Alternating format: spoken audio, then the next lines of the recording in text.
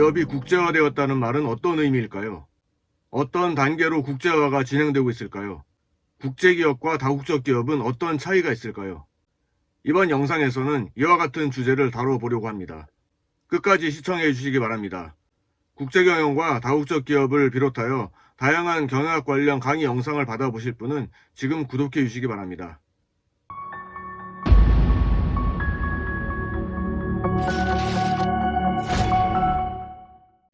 기업의 국제화란 국내 시장에서 처음 기업 활동을 시작한 기업이 점진적인 성장과 발전을 거쳐 외국 시장에 진출하게 되는 것을 말합니다. 기업의 국제화 과정과 전략은 여러 학자들에 의해서 연구가 되었습니다. 그 중에 대표적인 학자들의 주장에 대해 간략히 정리해 보겠습니다. 홀대는 기업의 경영 활동이 단계적으로 확대되어 감에 따라 기업의 국제화가 진전되는 과정을 3단계로 제시하고 있습니다.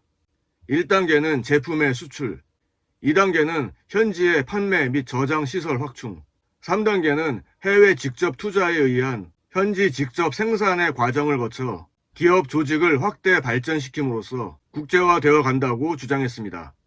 그라이너는 기업의 국제화 과정을 기업 조직의 연륜과 기업 규모의 함수로 보고 기업의 국제화 모형을 만들었습니다. 기업은 본질적으로 환경 변화에 직면하여 이를 극복해 나감으로써 국제화의 길을 걷게 된다는 것입니다. 만약 어떤 기업이 환경 변화에 의해 야기된 혁신 단계에서 국제화 전략을 성공적으로 수립하여 수행하게 되면 이 기업은 다음 단계의 성장을 이룰 수 있습니다. 반면에 환경 적응에 실패할 경우 이 기업은 정체되거나 도태의 길을 걷게 되는 것입니다. 이 그라이너의 이론은 경영학개론 강의 영상에서 설명한 바 있으니 해당 영상을 참고하시기 바랍니다. 데이비스는 기업 국제화의 결정 요인으로 제품의 특성, 시장의 특성, 시장 진출의 순서, 시장 진출의 시기 등 4가지 변수를 제시했습니다. 그리고 기업의 국제화 과정을 수출에서 해외 직접 투자로 발전하는 점진적인 이행 단계로 설명하고 있습니다. 조한슨과 발레는 기업 국제화는 기업이 점진적으로 학습 과정을 통해 국제 경영 활동을 확대해 나가는 단계적 과정이라고 주장했습니다. 이 학습 과정을 통해 지식과 경험이 만들어지겠죠. 즉 해외 시장에 대한 지식 없이는 국제 경영 활동의 발전을 꾀할 수 없다는 것입니다. 그리고 외국에서의 기업 활동에 필요한 지식은 주로 기업의 해외 활동 경험을 통해 얻어진다는 점을 강조했습니다. 바로 이 지식 축적의 학습 과정은 국제 기업에 있어서 매우 중요합니다. 이러한 학습 과정을 무시한 기업 국제화는 대개의 경우 가능하지도 않을 뿐만 아니라 무리해서 추진할 경우 실패할 위험성도 매우 크기 때문입니다. 이렇게 지식과 경험을 쌓아가며 단순 수출에서부터 직접 수출, 현지 판매 회사, 현지 생산 공장의 단계로 국제화를 진행하는 과정을 내부화라고 합니다.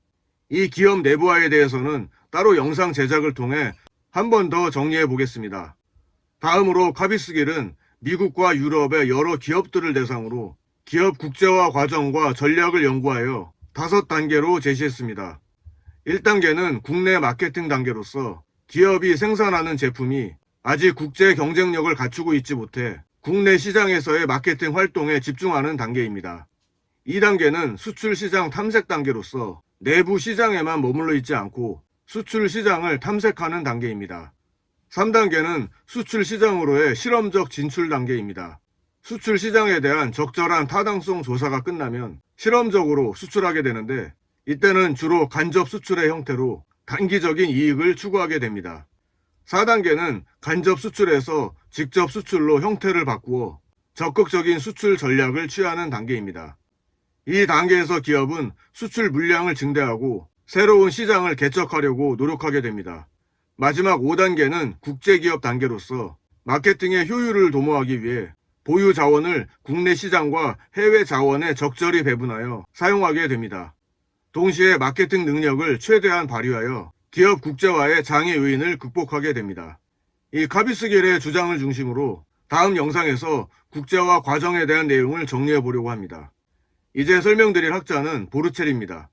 보르첼은 신흥공업국의 기업 국제화 추진에 있어 시장 요인, 제품 요인, 기업의 내부 요인이 중요하다는 것을 지적했습니다. 그리고 신흥공업국의 국제화를 5단계로 구분했는데 각 단계로의 이행에 있어 가장 중요한 것은 현지에서의 마케팅 기능과 생산 기능을 점차 내부화시켜 나가는 과정이라고 주장했습니다. 마지막으로 로빈슨의 기업 국제화 과정을 표로 정리해 보겠습니다. 1단계는 해외 사업 활동이 전 사업 활동의 부속에 불과하고 해외 사업이 종래의 기업 실체에 아무런 영향을 미치지 않는 단계입니다. 즉 국내 사업부가 해외 사업을 수행하는 단계부터 해외 부서를 별도로 설치하는 단계까지를 말합니다.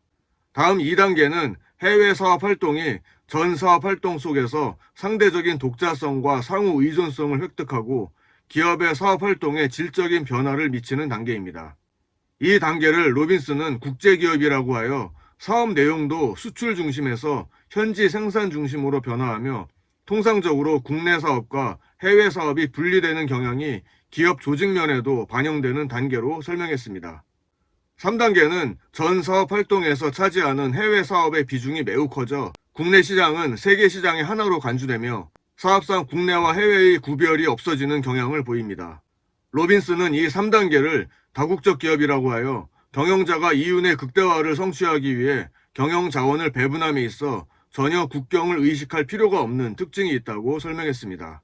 4단계는 초국적 기업의 단계로서 경영의 국제화뿐만 아니라 소유의 국제화가 출현함과 동시에 국적을 달리하는 다수의 중역이 경영에 참가함으로써 경영 관리의 국제화를 진전시키는 특징이 있습니다. 5단계는 초국가 기업의 단계로서 기업의 소유권이 특정한 국가의 주권 하에 있는 것이 아니라 일정한 지역적 경제권의 연합기관이 공동으로 기업을 설립하여 자체 경제권 내에서 가장 적합한 형태로 경영해 나가는 기업을 지칭합니다. 다만 현재로서는 이 단계는 이론상으로만 존재하는 단계라고밖에 할 수 없습니다. 이 5단계뿐만 아니라 4단계에 속하는 기업도 존재하기 어려운 것이라는 의견도 있습니다. 4단계와 5단계가 현실적으로 구현되기 어렵다고 한다면 국제화를 추진하는 기업은 로빈슨의 5단계 중에서 1단계부터 3단계까지의 어느 단계에 속한다고 할 수 있을 것입니다. 이상에서 정리한 여러 학자들의 주장을 간략히 정리해 보겠습니다. 첫 번째로 기업의 국제화는 갑자기 이루어질 수 있는 것이 아니고 점진적인 발전 과정을 거쳐서 추진된다는 점입니다. 학자마다 단계 설정에는 차이가 있지만 국제화가 점진적으로 추진된다는 점에서는 의견이 일치되고 있습니다. 두 번째로는 기업 국제화 추진에 있어 마케팅 기능과 생산 기능의 내부화 등 시장 내부화 경험이 매우 중요한 역할을 하고 있다는 점입니다. 기업 내부화 과정이 뒷받침되지 않는 기업 국제화 과정은 매우 위험 부담이 큰 행위일 뿐만 아니라 대개의 경우 가능하지도 않습니다. 국내외 시장에서의 내부화를 통한 기업의 경쟁력은 기업 국제화 추진의 가장 중요한 결정 요인이 됩니다. 세 번째로는 보르첼이 주장한 것과 같이 신흥공업국의 경우 기업 내부 요인, 즉 최고 경영자층의 성장 의지가 기업 국제화 추진에 있어 매우 중요한 역할을 합니다. 최고 경영층의 기업 국제화에 대한 성장 의지의 강약에 따라 각 단계별로 기간이 길어지기도 하고 짧아지기도 하는 것입니다. 이상으로 이번 영상은 여러 학자들이 소개한 국제화 단계에 대해서 정리해 보았습니다. 다음 영상에서도 계속해서 좀 더 현실적인 국제화 과정을 주장한 내용을 정리해 보겠습니다. 계속해서 다국적 기업과 국제경영 관련 강의 영상을 받아보실 분은 구독해 주시면 감사하겠습니다.